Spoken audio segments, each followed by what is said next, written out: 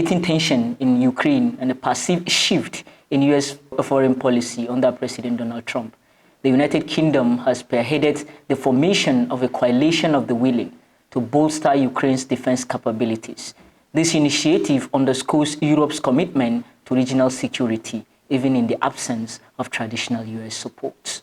On March 2, 2025, British Prime Minister Keir Starmer hosted the 2025 London Summit on Ukraine, bringing together leaders from 18 nations, including France, Germany, Italy, and Poland, as well as representatives from the European Union and NATO.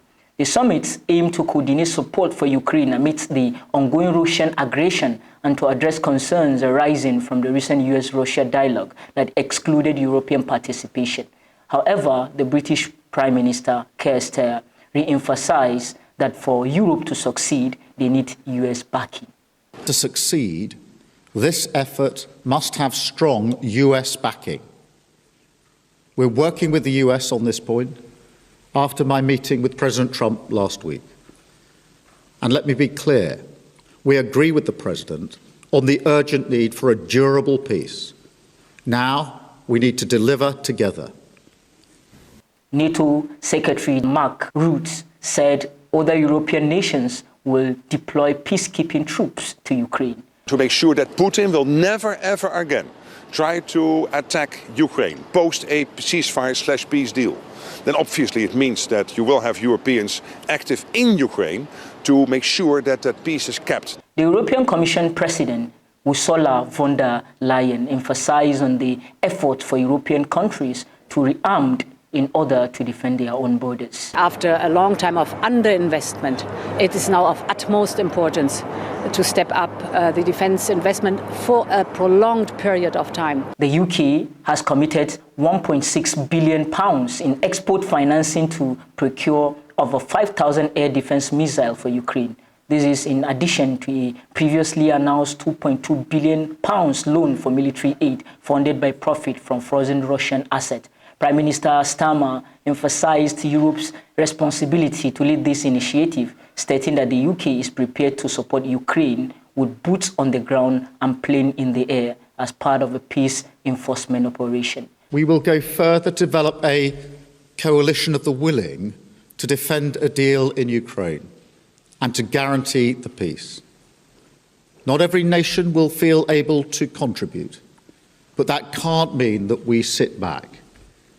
The UK is prepared to back this with boots on the ground and planes in the air.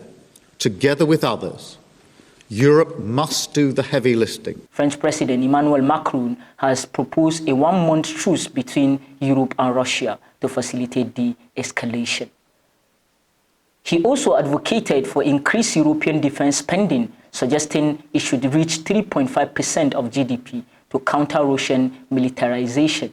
This proposal aligned with the coalition's objective to bolster Ukraine's defense capabilities and ensure regional stability. Rightly, the Americans are saying, hey, you guys are talking about how to maintain a ceasefire/peace deal, but first we have to make sure that we get there. And they are right on that, but at the same time we have to do this in parallel to make sure that we stand ready. The coalition formation signifies a pivotal shift in Europe's defense posture, highlighting a move towards greater autonomy in ensuring regional security. While NATO's collective defense principle remain integral, the coalition reflects Europe's readiness to act independently in safeguarding its interests, especially when traditional alliances face uncertainties. The UK-led coalition of the willing represents a robust European response to challenges posed by the conflict in Ukraine and the evolving dynamics of international alliance.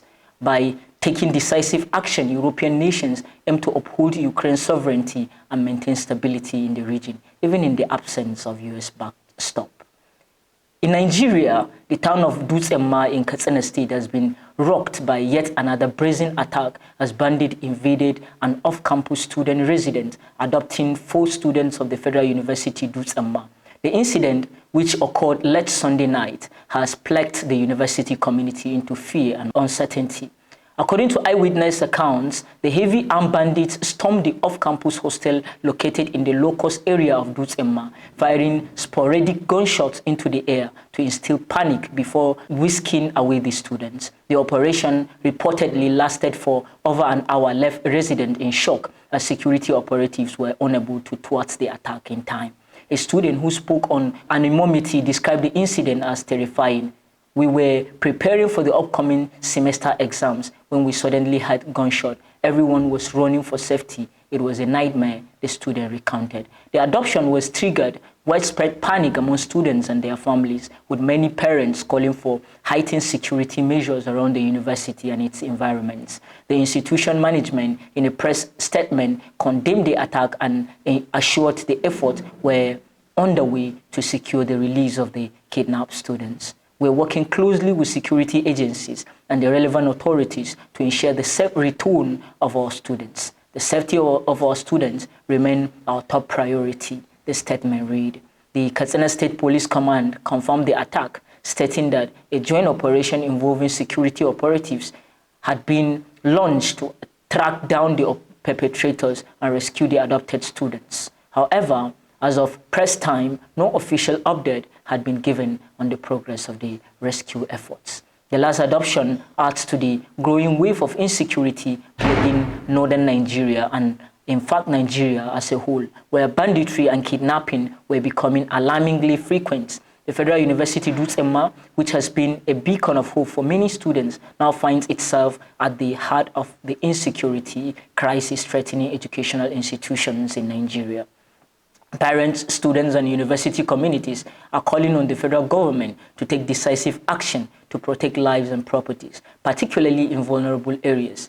Many have expressed frustration over the deteriorating security situation, fearing the continued attack could disrupt academic activities and further discourage students from pursuing their education.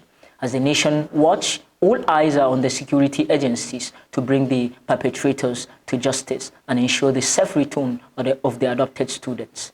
The unfolding situation serves as yet another grim reminder of the urgent need for comprehensive security reform across the country.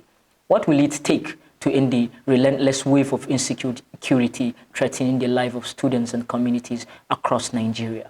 The adoption of the 4 students from the Federal University Dutsin-Ma underscores the present needs for immediate and comprehensive security reforms. As the affected families and the university community await the safe return of their loved ones, the incident highlights the vulnerability of educational institutions in conflict-prone areas. It is imperative for the government to intensify efforts to combat banditry, bolster security infrastructure, and restore confidence in the safety of the school. Without decisive action, the hope for accessible and uninterrupted education in the region remain at risk. You're watching Diaspora Digital Media.